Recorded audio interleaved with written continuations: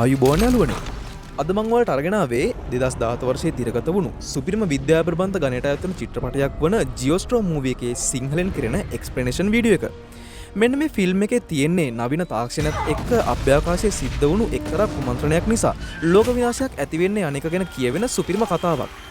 මෙන්න මේ වගේ ත්‍රාසයේ බීතිය කුතුහලයේ පිරුණු සුපිරිම ෆිල්ම් එකක් බලන්න කවුද ඉතින් අකමැති වෙන්නේ? එහෙනම් ඉතින් තවත් කතා වැඩිම මොකටද? දැන් අපි යමු අපේ වීඩියෝ එකට. මතකද ඔයා අපේ channel එකට අලුත් නම් පහත් තියෙන subscribe button එකත් click කරගෙන මෙන්න අමතක කරන්න එපා.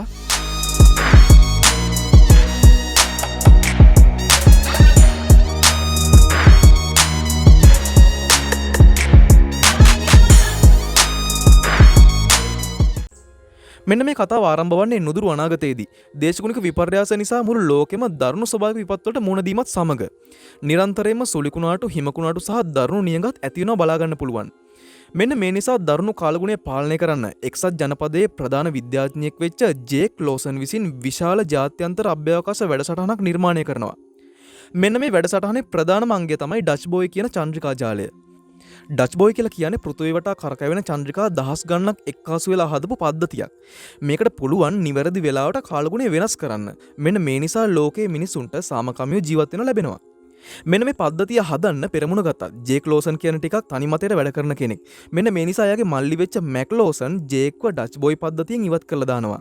මෙන්න මේ වැඩසටහනෙන් ජේක්ව ඉවත් කරාට පස්සේ මැක්ස් වැඩ කරන්නේ ජනාධිපති කාර්යාලයේ. ටික කාලයකට පස්සේ ඩච් බෝයි පද්ධතියේ දරුණු දෝෂයක් ඇති වෙනවා. මෙන්න මේ නිසා පද්ධතියට සම්බන්ධ වෙච්ච චන්ද්‍රිකා ජාලය හදිස්සියෙම පාලනයෙන් තොර වෙලා විවිධ රටවල් වලට දරුණු හානි කරන්න පටන් ගන්නවා. උදාහරණයක් විදියට ඇෆ්ගනිස්තානයේ ප්‍රදේශයකට අධික උෂ්ණත්වයක් ඇති කරලා මුළු ගම්මානයම පිලිස්සිලා යනවා. මෙන්න මේ දෝෂය හදන්න තරම් දක්ෂ වෙන කෙනෙක් නැති නිසා ජනාධිපතිගේ අනෙන් මැක්ස්ට සිද්ධ වෙනවා ජේක්ව නැවතත් අභ්‍යවකාශයේ තියෙන ජාත්‍යන්තර අභ්‍යවකාශ මධ්‍යස්ථානයට යවන්න. අවුරුදු ගාණක් කතා නොකර හිටියත් මෙන්න මේ සහෝදරයෝ දෙන්නට නැවතත් එකට වැඩ කරන්න සිද්ධ වෙනවා. ජේක් අභ්‍යවකාශ මධ්‍යස්ථානයට ගියාම එයා දකිනවා පද්ධතිය පාලනය කරපු ප්‍රධාන ඉංජිනේරුවා මේ වෙද්දිත් අද්භූත විදියට මිය ගිහිල්ලා ඉන්නවා කියලා. ජේක්ට තේරෙනවා මේක සාමාන්‍ය දෝෂයක් නෙමෙයි කියලා. මොකද මේක පිටිපස්සේ භයානක කුමන්ත්‍රණයක් තියෙනවා. ජේක් අභ්‍යවකාශයේ ඉඳගෙන පද්ධතිය පරීක්ෂා කරද්දී එයාට දැනගන්න ලැබෙනවා මේ දෝෂය ඇති කරලා තියෙන්නේ පිටස්තර කෙනෙක් කියලා. ඒ වගේම මේක වෙලා තියෙන්නේ අකිලිස් කියන මාරාන්තික වෛරස් කෝඩ් එකකින්. ඔන්න ඉතින් මේ ගැන හොයන්න මැක්ස් සාරා විල්සන් කියන රහස් සේවා නියෝජිතවරියත් එක්ක එකතු වෙලා මෙන්න මේ වෛරසය කොහෙන් ආවද කියලා හොයන්න පටන් ගන්නවා. ඒ දිනට තේරෙනවා මෙන්න මේ කුමන්ත්‍රණේ පිටිපස්සේ ඉන්නේ රජයේ ඉහළම නිලධාරියෙක් කියලා. ඒ වගේම මැක්ස් සහ සාරා දෙන්න හොයාගන්නවා මේ කුමන්ත්‍රණයේ ප්‍රධානයා තමයි ජනාධිපතිවරයාගේ පෞද්ගලික ආරක්ෂක උපදේශකවරයා වෙච්ච ඇන්ඩ්‍රූ පැල්මා කියලා. මෙන්න මේ පැල්මට ඕන කරලා තියෙන්නේ දැනට ඩච් බෝයි පද්ධතිය පාවිච්චි කරලා මුළු ලෝකෙම විනාශ කරන්න. ඒ වගේම තමන්ට අභියෝගයක් වෙලා තියෙන රටවල් විනාශ කරලා තමන්ගේ බලය වැඩිදුරටත් තහවුරු කරගන්න. පැල්මගේ සැලසුම තමයි මුලින්ම පද්ධතිය දෝෂ සහිත බවට පෙන්වලා ඊට පස්සේ මුළු ලෝකෙටම ඒක විනාශකාරී වන ජියෝස්ට්‍රෝම් එකක් බවට පත් කරන එක.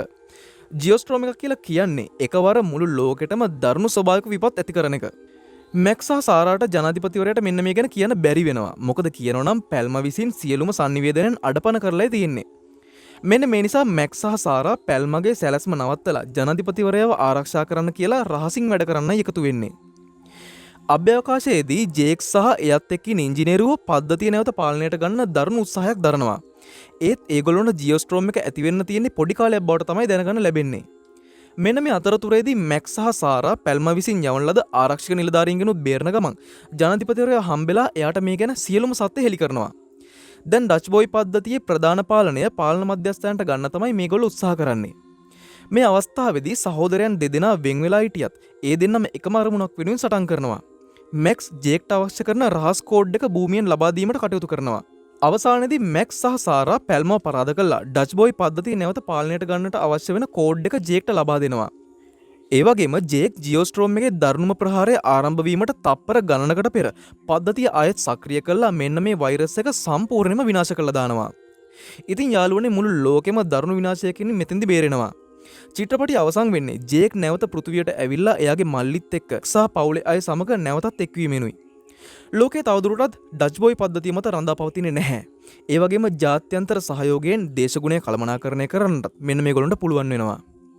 ඉතින් යාළුවනේ මෙන්න මේ විදිහට අද මූවී එකේ අවසානට අපි ළඟා වෙනවා. ඉතින් මේ වගේ තවත් සුපිරි මූවීස් ඔයාලට අවශ්‍ය කරනවා නම් දැන්ම ඒ ගැන පහතින් කමෙන්ට් එකක් දාන්න අමතක කරන්න එපා. ඒ වගේම අද වීඩියෝ එකේ තියෙන හොඳ නරකත් මාත් එක්ක බෙදා ගන්න ගමන් දිගටම මගේ channel එකත් එක්ක රැඳී ඉන්න කියලා ඔයාලට ඉතාමත් ආදරෙන් මතක් කරන්න කැමතියි. එහෙනම් ඉක්මනටම තවත් මූවී එකකින් අපි හමු වෙමු. එතකන් ඔයාලා හැමෝටම ජය වේවා.